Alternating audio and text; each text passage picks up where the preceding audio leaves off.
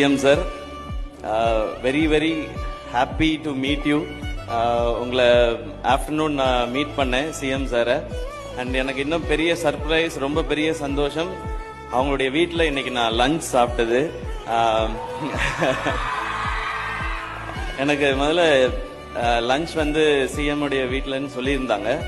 சரி போனால் நம்ம தனியாக சாப்பிடுவோம் அப்படின்னு நினச்சிட்டு இருந்தேன். நான் கேஷுவலாக அவங்களோடய உட்காந்து சாப்பிட்டு ஒரு ஃபேமிலி மெம்பர் மாதிரி அவங்க வீட்டில் எல்லாருமே அப்படி எனக்கு ஒரு பெரிய ஒரு முக்கியமான ரொம்ப மெமரபிளான ஒரு நாள் ஆக்கிட்டாங்க அப்போல இருந்தே. இந்த உங்களை இன்னைக்கு சந்திச்சது, பார்த்தது, பேசினது, உங்களோட சாப்பிட்டது எல்லாமே ரொம்ப ஸ்பெஷலான ஒரு மொமெண்ட். ரொம்ப நன்றி சார்.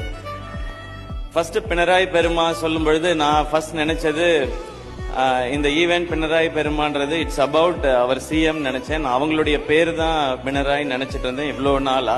இப்பதான் இது இந்த ஊரோட பேருன்றது தெரிஞ்சது. ஒரு ஃபேமஸான ஒரு லைன் இருக்கு சூப்பர் ஸ்டார் ரஜினி சாரோட பாட்டுல, பிறந்த ஊருக்கு பெருமை சேரு, வளர்ந்து நாட்டுக்கு புகழ சேருன்னு சொல்லி முரட்டு காலையில ஒரு ஃபேமஸ் லைன் இருக்கு.